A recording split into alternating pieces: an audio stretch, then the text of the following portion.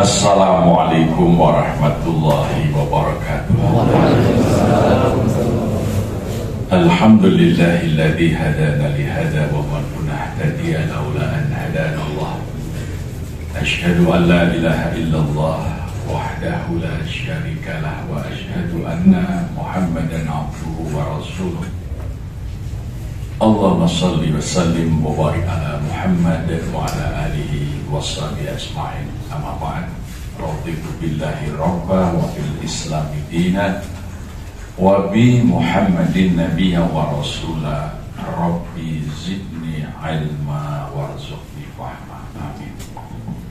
Yang saya hormati Ketua Pimpinan Daerah Muhammadiyah Temanggung, saya hormati Ketua Majelis Tabligh, hadirin wal hadirat, para sesepuh umat dari cabang-cabang dan ranting-ranting Muhammadiyah se-Kabupaten Temanggung yang hadir pada kesempatan ini. Bersyukur kepada Allah, saya sangat berbahagia ya, karena bertemu dengan para pengikut Nabi Muhammad sallallahu alaihi wasallam. Tanggal 18 November 1912, Kiai Ahmad Dahlan didampingi Raden Ngabdi Dwi Josowoyo menyerahkan anggaran dasar dan anggaran rumah tangga dalam rangka mendaftarkan pengurus Hofbistur Muhammadiyah kepada pemerintah Hindia Belanda, yang itu diperingati sebagai miladnya Muhammadiyah. Di dalam anggaran dasar itu disebutkan cita-cita Muhammadiyah adalah menggapai surga Jannatun Naim yang berlimpah-limpah rahman dan rahim Allah, sehingga terwujud masyarakat baldatun thayyibatun wa rabbun ghafur. Ya, itu cita-cita Muhammadiyah di dalam anggaran dasar dan anggaran rumah tangga pertama. Ini saya baca di dalam bukunya Lothar Stoddard, The New World of Islam. Jadi berdasarkan arsip yang ada di pemerintah Hindia Belanda. Jadi kalau dulu orang Muhammadiyah itu, orang masuk Muhammadiyah itu merasakan masuk surga. Jadi orang Muhammadiyah itu yakin dia akan masuk surga Jannatun Naim, gitu ya. Nah, maka semua orang rela untuk berjihad dengan harta dan jiwanya bagi beraktivitas di Muhammadiyah ya. Sehingga timbullah jiwa keikhlasan yang menjadi ciri khas dari Muhammadiyah. Haji Sami itu mengusulkan nama organisasinya itu Muhammadiyah, pengikut Muhammadiyah, dan simbolnya matahari, simbol keikhlasan. Hanya memberi, tak harap kembali, bagai sang surya menyinari dunia, kan gitu ya. Sang surya telah bersinar, syahadat dua melingkar, dan itu keikhlasan, itu ciri orang Muhammadiyah. Nah, oleh karena itu supaya ikhlas, kesejahteraan terutama para pengurus pimpinan terus diciptakan terlebih dahulu ya. Maka inilah sebetulnya awal daripada Masjid Jogokarian itu dikenal oleh masyarakat ya. Jadi begini, ketika saya diamanai tahun 1999 sebagai Ketua Umum Takmir Masjid Jogokarian, masjid itu wakafnya Muhammadiyah. Saya melihat ada sesuatu yang kurang tepat. Banyak dana yang semestinya untuk sumber daya manusia habis untuk bangunan. Ya, misalnya asnaf zakat, di situ ada sabilillah kok gue bangun masjid, gue bangun musola. Menurut saya tidak tepat. Itu harus untuk mensejahterakan para dai, para mubalik, para imam, para pengurus masjid. Bangunan masjid itu dari wakaf.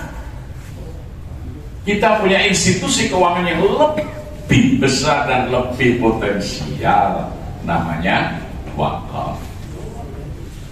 Jangan dirampas kesejahteraan para pejuang itu hanya untuk bangunan. Istilah saya agak ekstrim ya, merampas. Ya. Maka banyak masjid rama sing khotbah, rama sing pulang ngaji, rama sing imami. Ora duite. Ya.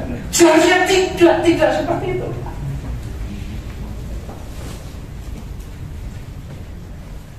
Minimal lah itu dalam asnaf. Kemudian sedekah infak itu tidak ada yang diperuntukkan untuk bangunan, itu seharusnya tidak ada. Semua itu untuk kesejahteraan fakir, miskin, yatim, ya. Kalau kita membangun, gunakanlah wakaf. Nah, supaya wakaf itu mencukupi juga untuk perawatan bangunan, maka wakaf itu harus diaktifkan menghasilkan uang. Maka Masjid Jogokarian kita bangun, ya, lantai 1, lantai 2 itu untuk masjid. Daripada kosong, di atasnya saya bangun hotel. Karena Jogja itu kota pariwisata. Kalau sudah liburan, weekend, itu kamar-kamar hotel kurang. Ya, tentu saja dengan ketentuan syar'i. Toh batas wilayah suci itu sudah ditetapkan. Maka di masjid-masjid itu ada tulisan batas suci. Jadi di luar batas suci itu bisa kita lakukan yang lain. Sehingga waktu itu lantai 3 bisa kita buat 13 kamar, 1 aula besar. Ya. Nah, 13 kamar itu saya tawarkan siapa mau wakaf untuk pemeliharaan masjid, sehingga masjid tidak bergantung dari infak. Saya bangun 1 kamar itu biayanya 41.500.000, itu sudah nanti termasuk alat pemanas air, AC, ya, itu nanti sudah kamar mandinya sudah pakai bathtub, ya, ada televisi, ada akses internet, ya. Sehingga kalau orang nginep di situ ada air panas dingin, ada internet, ya, sama dengan minimal sekelas hotel bintang 3. Itu di lantai 3 masjid. Dan masjid harus hidup 24 jam. Maka kita harus menggaji orang yang piket. Maka waktu itu pagar saya hilangkan, masjid tidak boleh dikunci, terbuka 24 jam, tapi ada petugas yang melayani 24 jam. Nah, supaya orang mau full timer bekerja di masjid harus digaji. Digaji dari hasil hotel yang saya sebut sebagai BUMN, Badan Usaha Milik Masjid, ya. Dan gaji di masjid tidak boleh lebih rendah daripada gaji bekerja di tempat lain standar itu, ya. Jadi kalau di pabrik itu UMR, masjid harus UMR plus gitu, ya. Itu di UMR masih plus, beras plus, biar sekolah untuk anak-anaknya. Sehingga kalau orang yang bekerja di masjid itu senang. Jangan malah bekerja di masjid atau di amal usaha kita minim pikirannya dan pindah. Kalau saya di masjid itu kan sudah tempat yang paling baik. Yang kedua, masjid itu pusat pelayanan umat. Jadi imam terutama harus imam yang bisa memuaskan jamaah. Maka itu kita cari imam yang hafal Quran, ya, yang bacaannya bagus. Nah, supaya imam juga bisa mendapat yang bagus juga kita gaji. Saya mengelola juga masjid di Gresik, masjid besar ya. Saya diberi wakaf awalnya 5 hektar, saya dikasih uang 100 miliar bangun masjid. Ya. Saya bilang saya nggak bisa kalau tidak ada sumber dana. Tidak boleh masjid ini merepotkan masyarakat. Masa bangun masjid bagus hidupnya dari Pak. Maka terus ada wakaf 50 hektar untuk kita buat kebun mangga. Nah, hasilnya itu untuk operasional masjid, itu namanya BUMN juga ya. Maka saya pasang iklan untuk mencari imam yang hafal Quran 30 juz, yang suaranya bagus, gaji pokok 10 juta sebulan, yang diberi mobil dinas inovatif pun terbaru. Jangan kalah sama kepala dinas. Loh, imam itu mulia kok, yang diimami bisa bupati, bisa gubernur, bisa menteri, ya. Ya, jadi harus punya wibawa. Ya. Nah, yang daftar 1.300. Tidak hanya dari Indonesia, bahkan dari Maroko, dari Mesir, dari Malaysia, gitu ya. Alhamdulillah, karena masjid itu besar. Ya 2.000 lebih lah jamaahnya, kapasitas di dalam. Ada yang nanya, Pak, nggak kemahalan?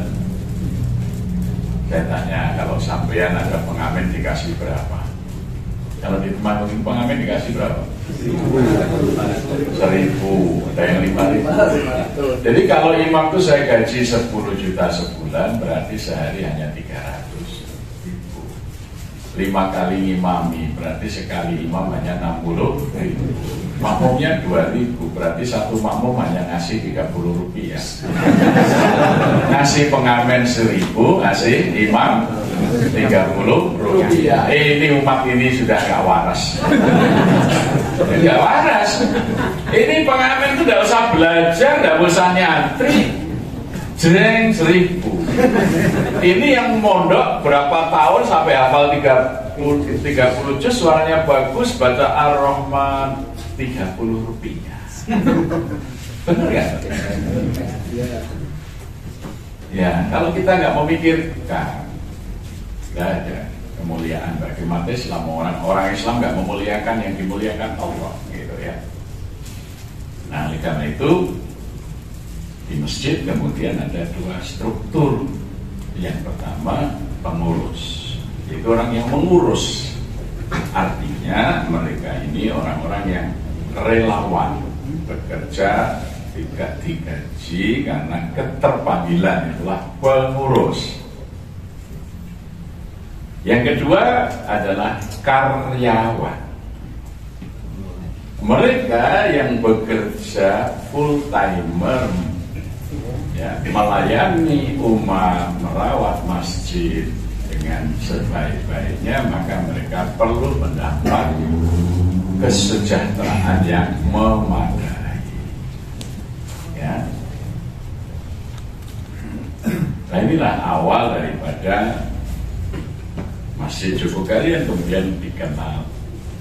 Karena apa? Dari hasil wakaf tadi, alhamdulillah sudah cukup untuk operasional masjid. Kami listriknya 335.000 watt itu. Kalau bayar listrik ya sekitar 20 sampai 30 juta per bulan. Nanti kalau Ramadan itu bisa 50 juta sebulan bayar listriknya saja. Ya. Kalau itu diambil dari uang infak kan eman-eman. Makanya ini dari usaha produktif. Kalau listrik PLN mati, genset kami, silent genset itu kapasitas 150.000 watt, jadi malah bisa menerangi seluruh kampung ya. Jadi tidak listrik PLN mati. Maka karyawan yang kita gaji akan melayani dengan baik. Sebab belum tentu ketua takmir bisa 24 jam ngurusin masjid. Tapi Tapi kalau karyawan ya di shift saja 3 shift kerjanya. Sekarang kami punya 21 karyawan yang digaji, sehingga bisa melayani 24 jam. Ya. Maka orang yang terlayani akan selalu merasa puas. Imamnya bagus, kebersihannya pantas, terbuka.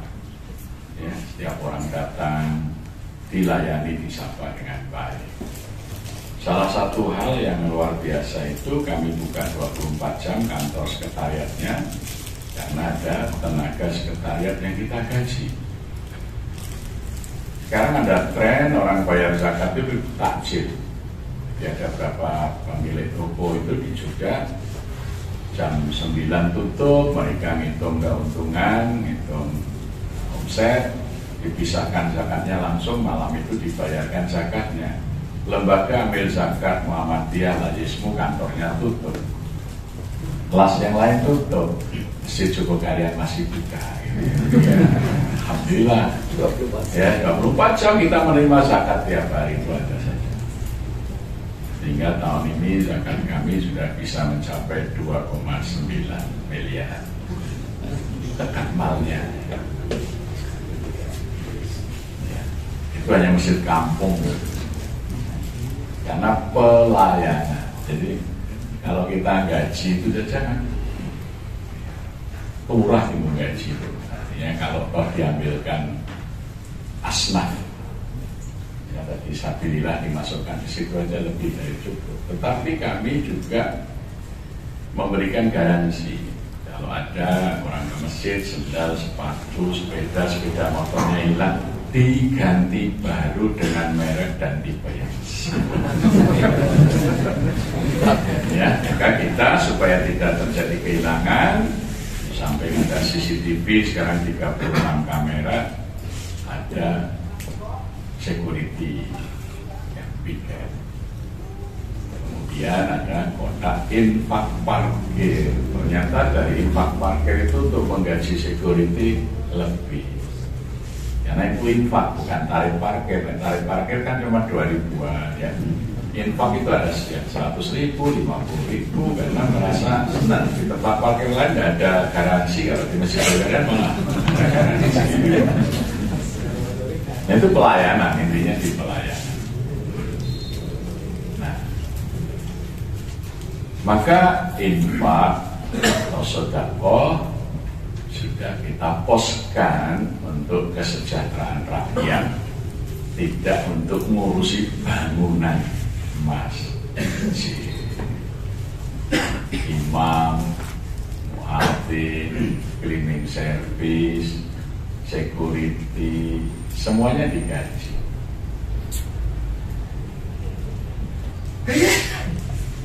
Padahal dulu sebelum dikelola demikian itu, infak Jumat itu paling 200.000. Sekarang infak Jumat rata-rata sudah 18 juta. Karena tadi orang-orang kantoran, orang mana, Jumatan ke Jogokarian, di samping dapat makan siang, kalau sepatu sendal hilang jadi baru. Ya.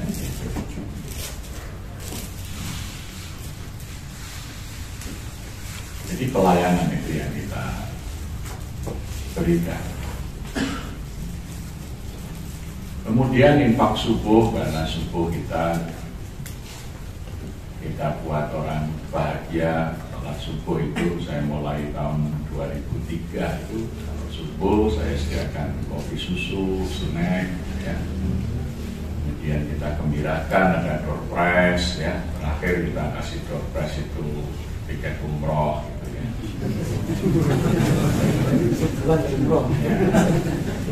Ternyata alhamdulillah justru jamaah subuhnya banyak. Infak subuh itu bisa 120 juta dalam 1 bulan. Itu infak subuhnya. Karena yang subuhan penuh. Tadi kami berangkat jam 5:30. Ya, karena selama pandemi sampai sekarang kami adakan mengadakan pasar rakyat. Kalau dulu hanya setiap hari, sekarang Sabtu Ahad itu setiap yang subuhan itu kita berikan voucher belanja sebesar Rp10.000. 85 UMKM itu nanti dibuka di sepanjang jalan pinggir masjid. Di sama itu ada subuhan belanja, jadi disubsidi oleh masjid per orang, ya itu Rp10.000. Kalau subuh Isya juga Rp10.000, ya. Di hari Sabtu itu kemarin misalnya sehari kita mengeluarkan dana 17 juta untuk subsidi. Jadi biasanya jam 3 pagi itu dari anak-anak udah bangun orang tuanya karena ingin dapat voucher. Sampai ada anak-anak itu yang tidurnya bajunya untuk subuhan sudah ditindih bantal takut telak. Ya sholat sampai ke jalan-jalannya. Minggu ini tadi mungkin lebih dari 2.000 yang datang sama subuh karena keluarnya 25 juta kan itu. Ya, 10.000 keluar berapa berarti kan sekian jamaah. Ya. Kita anggarkan dalam 1 tahun untuk subsidi belanja itu 1,2 miliar. Ya, artinya rakyat itu disubsidi oleh masjid. Ya. Kalau satu keluarga subuhan semua, misalnya 5 orang kan satu keluarga dapat Rp50.000 satu hari. Pemerintah hanya bantu 200.000 hanya warga miskin dan sebulan. Lebih bagus masjid ngurus gitu. UMKM-nya bisa laris karena belanja. Nah uangnya dari mana? Ya itu tadi uang infak. Infak masjid itu ada infak untuk pengembangan ekonomi rakyat, perbaikan rumah. Jadi kami sudah memperbaiki sekitar 135 rumah warga. Kita sudah bisa memberikan pinjaman untuk pembelian rumah. Ada janda pegawai Telkom mau pensiun 2 tahun lagi, tabungannya hanya 80 juta, dia mau beli rumah seharga 380, mau pinjam ke bank syariah pun 2 tahun kembaliannya hampir 500 juta. Maka kita belikan dulu rumahnya, nanti nyicilnya ke masjid. Jadi kita berikan dana talangan pembelian rumah. Ada satu rumah dekat masjid pinggir jalan untuk tinggal 4 kakak. Ada yang buka bengkel, warung makan sama laundry, susuan ya. Warungnya bau sabun sama bau oli. Nah, kemudian masjid membangunkan ruko 2 lantai. 100% dibiayai masjid, lebih kurang hampir 300 juta itu free. Ya. Jadi infak. Ya. Jadi infaknya untuk apa? Kesejahteraan rakyat. Bukan untuk bangunan masjid. Monggo-monggo. Jadi kadang masjid itu menaranya megah, miliaran, tetangga masjid tidak punya kerjaan, mau kerja nggak punya modal, ya. Anaknya nggak bisa sekolah karena ada biaya.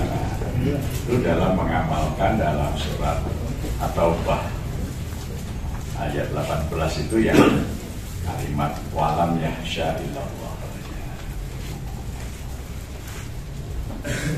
Tidak takut kecuali kepada Allah. Nah prakteknya di masjid pertama alladzi alfamahu min ju' wa amanahu min khawf. Kekhawatiran, ketakutan itu harus dihilangkan oleh masjid. Takut tidak bisa makan, ada masjid bisa makan. Ada masjid menyediakan bantuan sembako rutin bagi warga yang kurang mampu. Ada 480 dari 907 kakak itu yang miskin. Terus setiap 15 hari kita bantu beras, minyak goreng, ya, gula teh, lauk pauk, ya. Masih kita berikan kepada sakitin yang kalau sakit sedikit jadi miskin. Artinya yang rentan miskin. Kita sediakan ATM beras, jadi kalau kehabisan beras bisa ngambil beras. hanya dengan nempel KTP saja, karena semua KTP sudah kita program di dalam sistem mesin ATM. Jadi jangan sampai ada orang takut, wah anak saya besok gimana pendidikannya. Enggak, kalau ada mesin pasti bisa selesai sekolah. Kalau soal biaya nggak bisa bayar, serahkan akan dibayar oleh masjid. Maka sering orang nanya, Masjid Jogja kok tidak mendirikan sekolah? Tidak. Masjid Jogokarian menghidupkan sekolah yang ada dengan cara membayar SPP bagi warga yang tidak mampu. Jangan sampai ada orang yang sakit tidak bisa berobat, karena masjid akan membantu mereka yang sakit. Kita tidak perlu buat rumah sakit, ngeragati dengan rumah sakit. Ya, bahkan ketika pandemi itu kami ya, menyediakan kalau bagi yang isolasi, rumah untuk isolasi, bantuan uang cash bagi semua yang isolasi, masih kita berikan makan sehari 3 kali saja sesuai pesanan. Pak, saya siang nanti sate ya Pak. Nah, boleh. Itu karena orang yang sedang kena COVID itu selera makannya nggak enak padahal harus makan. Semuanya dicukupi oleh masjid. Ya. Ketika orang butuh oksigen, masjid menyediakan. Maka ketika pandemi awal itu kami didatangi wali kota, wakil wali kota lengkap dengan rombongan. Bertanya, Pak, ini masjid-masjid ditutup kok masjid ini aktif 24 jam. Saya bilang, Bapak lihat apa yang dilakukan masjid ini untuk membantu rakyat dalam menghadapi pandemi. Masjid ini saya tutup kalau kantor kelurahan, kantor polsek, kantor Koramil ada beras 24 jam ketika orang lapar diberi. Ada oksigen kalau ada warga yang sesek diberi. Ada uang kalau ada orang memerlukan bantuan dibantu. Ya. Masjid ini sudah jadi payungnya rakyat. Jadi kalau ditutup orang mau berlindung kemana? Ada yang nyuruh nutup, nggak bisa kan? Pak Wali mengatakan, wah kalau kita nggak ada APBD, alhamdulillah kami juga nggak pakai APBD. Ya. Nah, wah tapi masjid ini kan khusus Pak, ya. Nah, makanya Anda latihlah masjid-masjid supaya bisa berperan seperti ini, nanti peran pemerintah menjadi mudah. Gitu ya. Jadi ringan. Sampai terakhir kami didatangi dari MUI, dari Kanwil Kemenat, dari Polda, ya kita jelaskan sama. Saya sampaikan supaya disampaikan ke Mendagri, karena Mendagri nggak paham tentang masjid ya. Tahu nggak tentang peran masjid ini? Kapolri juga nggak paham, apalagi Pak Luhut. Ya. Sampaikan peran masjid ini seperti ini. Jadi aturannya yang harus dirubah. Ya, jadi ya kalau masjid itu tidak punya peran di dalam penanganan pandemi, silahkan tutup. Tapi masjid-masjid yang bisa berperan harus diaktifkan 24 jam. PPKM-nya itu yang harus dirubah menyesuaikan keadaan. Jadi karena selama ini orang menganggap masjid itu ya cuma tempat sholat saja. Padahal tidak demikian di masa Rasulullah, dan itulah yang coba meskipun sangat minim kami berusaha untuk meniru peran ini. Ya, alhamdulillah tadi pahami sehingga kami terus buka 24 jam. Ya, meskipun di masa pandemi justru kita sangat ditunggu perannya oleh masyarakat. Ya. Bahkan di awal pandemi orang-orang yang dirumahkan oleh pabriknya karena tidak bekerja, kami tampung, masjid menyediakan kain. Siapa yang bisa buat masker, kami beri ongkos jahitnya itu 1.500 dan 36 orang. Ternyata satu hari paling sedikit 75 masker. Jadi kan penghasilannya lumayan, 75 kali 1.500 sampai 150.000. ada cek hotel, dirumahkan tanpa gaji, kita himpun ayo buat bumbu, kita pasarkan. Sampai ketika kita membagi sanitizer, tidak ada alkohol, ibu-ibu kita kerahkan ngupas singkong, buat tape kita jadikan etanol, kita suling sendiri, masjid bisa memproduksi alkohol sehingga kita bisa membuat sanitizer di sini. Dan jadi justru di masa pandemi yang lain tiarap kita malah bangkit. Gitu. Nah itu peran masjid itu luar biasa. Jadi jangan malah dalam keadaan kritis orang malah menjauh dari masjid, ya. Justru masjid itu tempat perlindungan di saat-saat kritis seperti di masa Rasulullah Shallallahu Alaihi Wasallam. Nah itu semuanya bisa dilakukan sekali lagi kalau hak rakyat itu jangan diambil untuk bangunan. Sebenarnya kita itu mampu, kas masjid banyak, tapi tinggal tuku keramik, tinggal bangun menara untuk ini itu ya. Sampai mohon maaf ya. Imam wis sarunge akan ganti ya serbotnya. Bagaimana orang akan percaya bahwa Islam itu mensejahterakan? Awang yang ngurusi masjid aja hidupnya masih kekurangan. Dan masjid itu kan simbolnya Islam. Jadi yang ada di masjid harus menunjukkan bahwa Islam itu bisa mensejahterakan. Ya. Nah inilah makanya Muhammadiyah harus tanggung jawab gawe sekolah dai kok nek ora ono danane piye le nguruke kadang-kadang. Makanya harus ada gerakan wakaf produktif terutama masjid-masjid. Nah kami berpikir ayo kita sedikit lebih cerdas dari pemerintah. Kalau pemerintah itu membantu beras warga miskin tuh, raskin tuh kualitasnya jelek ya. Kita kalau memberi yang terbaik, nah, sampai kita pikir, ayo kalau bisa kita kasih beras yang organik, maka kita beli sawah untuk memenuhi kebutuhan beras warga miskin. Nah ada iklan sawah dijual, kita datangin, kita beli, setelah dilaganya di notaris pemiliknya nanya, Pak ini masjid kok beli sawah untuk apa? Mau bangun masjid di sini? Oh tidak, ini untuk kebutuhan beras warga miskin. Orangnya akhirnya bilang, Pak nggak saya jual, saya wakafkan. Duitnya utuh. Ya. Nah, kemudian malah ada juga yang, oh Masjid Jokoran mau terima wakaf sawah, akhirnya ada wakaf lagi. Sehingga justru dengan program itu masjid malah mendapat sawah. Kalau kita nggak membantu warga miskin, nggak punya sawah kita.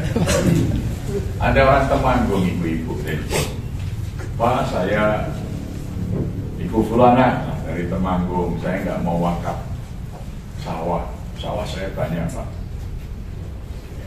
Saya pengen tiap panen saya mau ngirim beras ke Masjid Jogokarian, diterima nggak? Oh bisa. Kalau ngambil ke sini, lah tergantung berapa banyak. Oh Pak Ustadz kalau ke sini bawa truk nggak cukup katanya. Itu orang Temanggung gitu. Ya. Itu. Tiap panen ngirim beras ke Jogokarian. Karena apa? Program kami itu melayani orang miskin. Jadi di Temanggung belum ada masjid yang begitu. Maka orang Temanggung kasihnya ke Jogokarian. Loh, artinya potensinya kan ada. Ya, cuma kita kan tidak memikirkan. Coba misalnya ya, berapa sih marbot masjid yang dikelola oleh Muhammadiyah atau warga Muhammadiyah? Marbotnya seperti apa keadaannya? Muadzinnya kayak apa imamnya? Oh mungkin sekian imam ini tiap bulan dapat sekian kilogram beras. Itu pasti ada yang mau memberi, ya. Buka peluang kalau perlu wakaf sawah. Nah nanti dai-dai ini jangan kok nunggu mudah kan, nunggu mudah ini keragati menyediakan konsumsi antar jemput. Maka dai-nya ini yang mendatangi, mengajar mana sholat maghrib dan ngisi antara maghrib bisa berangkat sendiri, bensinnya, sangunya, nah itu dari Majelis Tabligh bisa mengelola wakaf untuk dakwah, ya. Nah itulah Maka wakaf itu potensi yang sangat besar yang belum dioptimalkan, sehingga justru infak sedekah yang seharusnya untuk kesejahteraan dan menghidupkan dakwahnya nggak hidup. Gawe masjid mending ora iso bayar imam, gawe masjid ora iso bayar marbot, ya, gawe masjid bayar listrik dan tidak urunan, kan gitu. Nah sebenarnya kalau harta wakaf ini dikembangkan, infak, sedekah, zakat itu membuat kesejahteraan. Jadi kita bisa beri bantuan modal usaha bagi yang mau usaha, ya, biaya pendidikan. Jadi inilah yang kami lakukan di Masjid Jogokarian karena agak beda nih. Padahal sebenarnya seharusnya begitu. Nah kita ini dikenal di mana-mana. Jadi sebenarnya itu intinya itu, ya. Maka kita bisa mengikuti sunnah Rasul, misalnya di dalam memilih imam. Siapa imam itu? Imam itu kan ada dua, imam kubro, imam masjid istilah kami. Itu imamnya masyarakat. Tempat bertanya masalah apa saja, ya, masyarakat ke situ. Tapi ada imam sughro, imam kecil, yaitu yang ngimami sholat. Ya. Maka imam sughro, imam sholat rawatib itu sesuai dengan kaidahnya ya diutamakan aqra'ul Qur'an, yang bacaan dan penguasaan Al-Qur'annya paling bagus. Jangan sampai masjidnya bagus, imamnya alhamdulillahirabbil alamin. Ya. Lah tuh, wasinga kursi itu masih penting. Paling ngaji nganggo huruf Latin, jadi akhirnya alladzina, bacanya alat zina. Lah kenapa? BZ tuh alat zina bukan aladin. Yasin, karena huruf Latin hanya panjang. Yasin nanti ya asin gitu ya. Nah itu imam. Contoh. Ya. Nah pilihlah imam yang memenuhi syarat baru. Kalau sama-sama penguasaan Al-Qur'annya bagus, didahulukan yang hafalan hadisnya lebih banyak. Kalau sama hafalan hadisnya lebih banyak, didahulukan kalau di Madinah dulu yang hijrahnya terlebih dahulu. Kalau sama-sama waktu hijrahnya, dicari usianya yang lebih tua. Jadi kriteria umur itu paling akhir, bukan malah yang paling tua, gitu ya. Ya, umur itu kriteria terakhir. Boleh berumur jadi imam asal bacaan Qurannya bagus, penguasaan hadisnya bagus, ya. Nah nanti kalau jadi imam nggak ngerti kaidah sholat berjamaah, batal malah bingung imamnya. Madhep kula batal. Nah di belakang imam itu harus ada badal imam, sehingga ketika imamnya itu batal saya tahu dia maju melanjutkan, jadi jamaah tidak bubar. Tapi kalau yang berdiri belakang imam nggak paham, imamnya mundur malah Pak Imam malah mundur. Nah itu semuanya kan harus dipahami ya. Nah disitulah kita baru bisa menentukan itu, kalau kita tadi bisa memikirkan kesejahteraan. Dan saya yakin ya, sebagian besar sebenarnya masjid itu mampu. Daging itu paling rendah 60.000, itu minimal kan sudah ada 105.000 per hari. Ya, nah kita pengenlah di desa-desa itu nanti jamaah masjid kita yang memungkinkan bisa merawat sapi bisa mendapat wakaf ternak ini, sehingga kalau 3 ekor itu kan ya paling tidak sudah punya penghasilan 350.000 per hari, ini sudah tidak miskin lagi lah, insyaallah. Kambing juga kami sudah dapat hibah, kambing pejantan pedaging dari Australia itu 1 ekor itu bisa menghasilkan daging 60 kg. Ya, nah itu sekarang kita kawinkan dengan domba Garut, yang lainnya kita kawinkan dengan Bibas. Ini umur 6 bulan, beratnya sudah sekitar 30 kilo ya. Jadi ya itu sebenarnya di desa-desa kan banyak sekali lahan-lahan yang bisa dioptimalkan. Kita akan bisa membangun kesejahteraan umat berbasis masjid melalui gerakan wakaf ternak. Jadi wakaf itu bisa banyak sekali memberi manfaat bagi masyarakat, dan itu masjid yang mengelola. Sebagai nadir, maka masjid akan menjadi sumber kesejahteraan. Saya kira ini saja sebagai pengantar. Yang teknis-teknis itu sederhana saja, tapi sebagai penutup, syarat untuk bisa mengelola itu hanya dua. Satu, ikhlas, para pengurusnya mengelola karena Allah. Yang kedua, kompak bersatu, tidak berpecah